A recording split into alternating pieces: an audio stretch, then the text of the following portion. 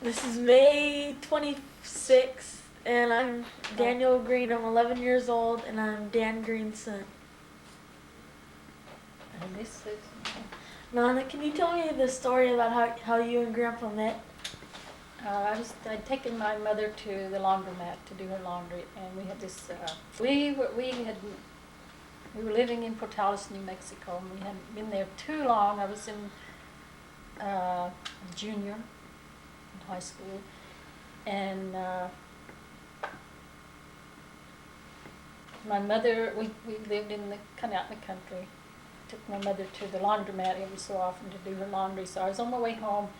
I was driving my brother's 32 Victoria Ford, and the second gear or something, it just wouldn't. It kept giving me trouble.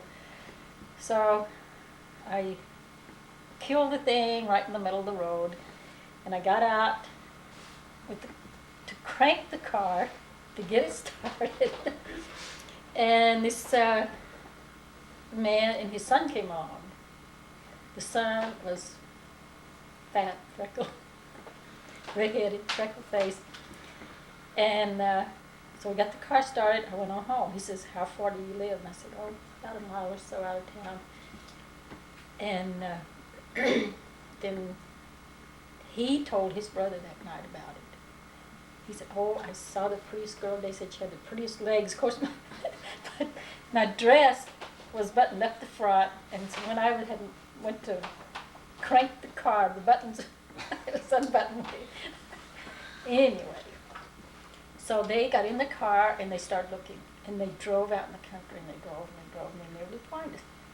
So then one day, this family moved across this road from us, and Leroy was the name of the red-headed freckle-faced kid. And he said, "Oh, Bo," he said, "there's where that girl lives," because they saw the car. And that's the way they found us. So we didn't meet right away. Mona and I used to stand at the window, and she'd say, "You get that big fat freckle-faced one. I get the other one." I said, No, you get the fat freckle-faced one. I get the other one. You better not let Rose hear this. So we just kind of met that way. Grandpa, very long before you guys got married? Not too long, just I think about 6 weeks, 5 or 6 weeks, not too long. And he was already drafted, so he wanted to get married before he went in the service. And so after he left to be drafted, then I came to California because he was in Camp Roberts, and I came to California. I was going to be with him for a while, but I went to San Diego, and he was in Camp Roberts. But that time, his family had come out here already. Then I came on up to Merced, Merced, where they were living. Yeah, I lived with him for a while. Then I went back home. After he went overseas. He went overseas, I think, in October. September, October, and I went back home and stayed with my mother. Sue was born January the 28th. He was in the hospital in Bougainville because he'd been shot up in the war. He'd been wounded in the war, and he was in the hospital 2 days before Sue was born. So I was with my mother when Sue was born, and we lived about 20 miles from the hospital, and I'd take an ambulance to the hospital. And Live after Grandpa got back from the war. we were still in Portales. I still lived in Portales, and then we got a little place to live, and we were there. Let's see. He was in the hospital 6 months.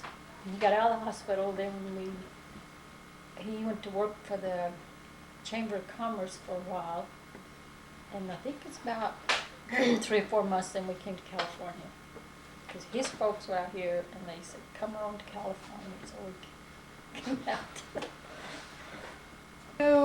My grandpa living when my dad was born. We were living in Merced.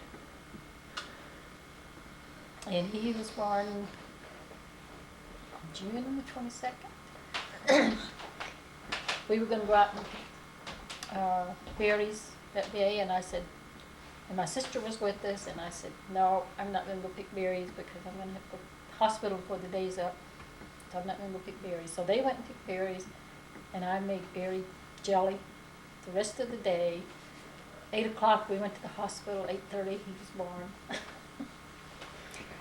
And the doctor was up on the ranch, on his horse, and he came in just before he was born with his boots and spurs on. So my father was born? No, we had been living in the around Mariposa, and then we came back down to Merced, and we moved in with his parents.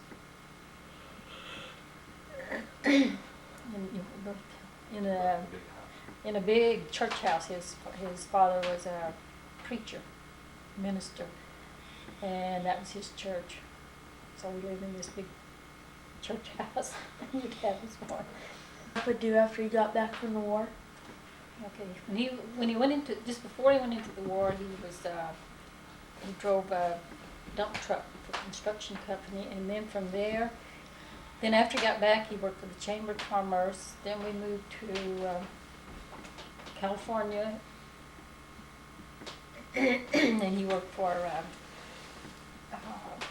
Coca-Cola bottling company, drove a truck, and then he pruned fig trees in the wintertime, and then, let's see,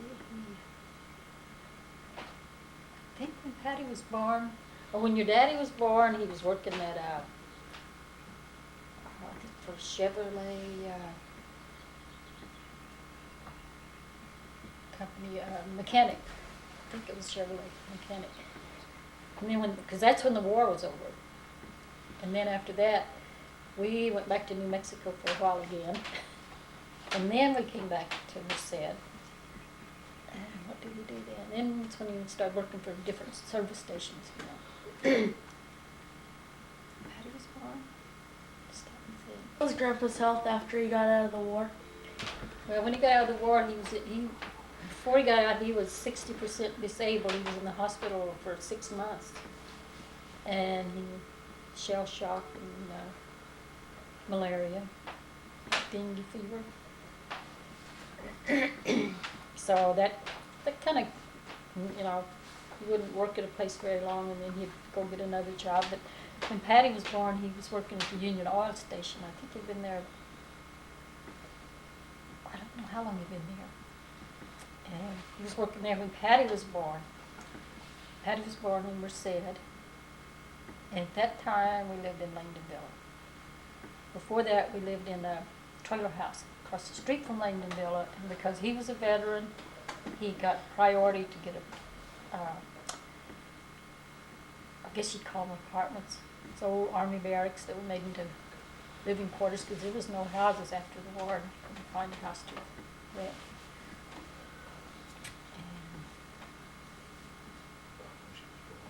And Patty was born in Mercy Hospital in Merced. And I went in and I stayed one day, and I came home. She wasn't born, so then I went back that night, and then I got up the next morning and went to the hospital, and Patty was born, and he didn't even know I was gone. So you snuck out. So I snuck out, and my neighbor took me. Patty was born. Oh, he didn't get home from his job for around 2 o'clock or so, and so I didn't wake him up. I just got the neighbor to take me to the hospital because we didn't have a car, and I don't think we had a car at that time.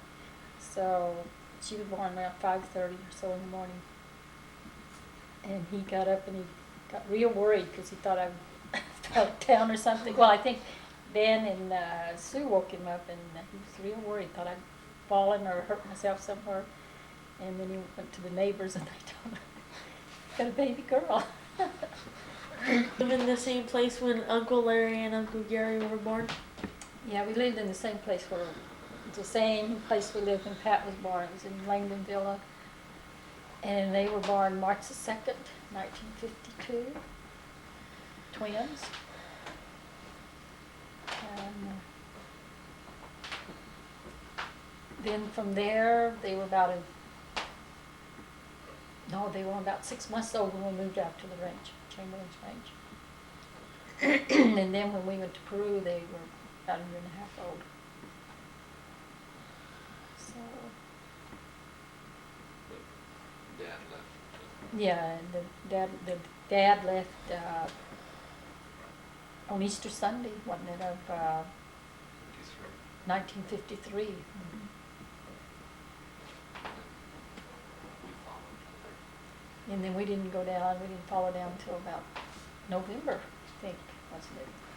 We went to Albuquerque, New Mexico for about a week or so, and then from there we went to,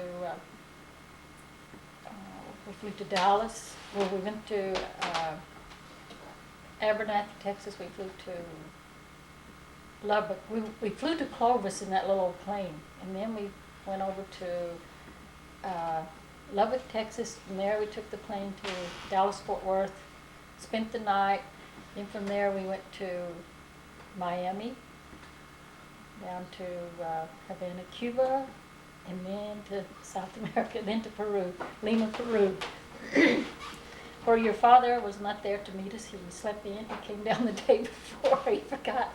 He came down the day before. But I don't remember if we called him or what, and then he came down. How long did you live in Peru? We went down to Peru, I think it was November 1953. And we came back in August or September of 1954. And we came back because there was no house on the job where he worked at. There was no house available for us. So we came back to get the kids in school. And then he followed a couple of months after that. I think it was that long. And we stayed at Grandma's house until we got our house. We took a trip up to Washington, and then we came back and bought our house. And we were there about 3 years. We moved to Sacramento. Then Cindy was born in Sacramento, March the 6th, 1957. Then back to Merced to sell the house, and then we came to Cupertino. Dad was still working for Miles and Son, and he was transferred to Mountain View to work. What did you do in Peru? Your grandfather. Yeah. He did. He worked for Marcona Mining Company, and they had open pit iron ore, and they took the iron ore from the open pit mining. Then he came home and he worked for the same company in the States, which was the Miles and Son who sent him down. And then he was home about 9 months, about June 1958. Then he went back for 6 months, same company, Marcona Mining Company, and he worked on a sugar cane plantation, where they cut the sugar, and they changed over from railroad to trucks to haul the sugar cane. So he was down there about 6 months, and then he came back home and still worked for the same company he worked before. Then we were sent over to Santa Cruz for about another year. Then the company brought him back to Mountain View, and then we moved here to San Jose Road, where we live now.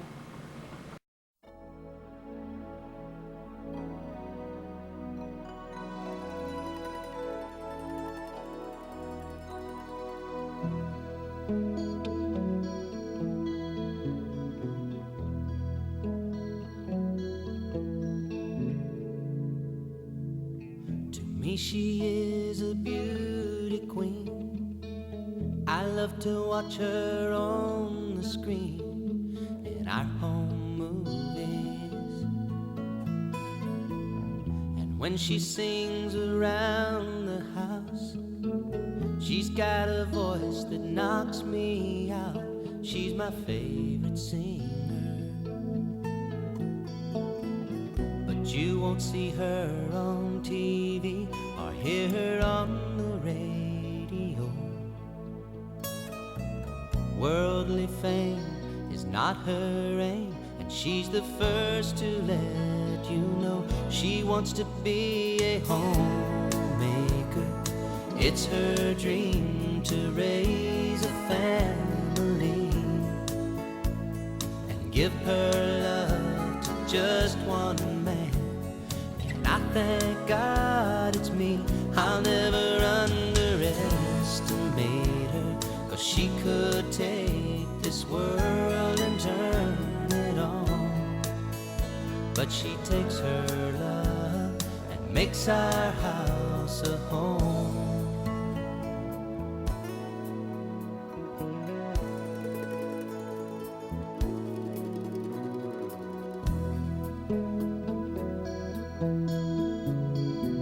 She can't afford to spend her days in an old soap opera haze. She's much too busy. At night she puts the kids to bed. She's making sure their prayers get said before she lays down with me. It's plain to see that she's not seeking glory on this earth,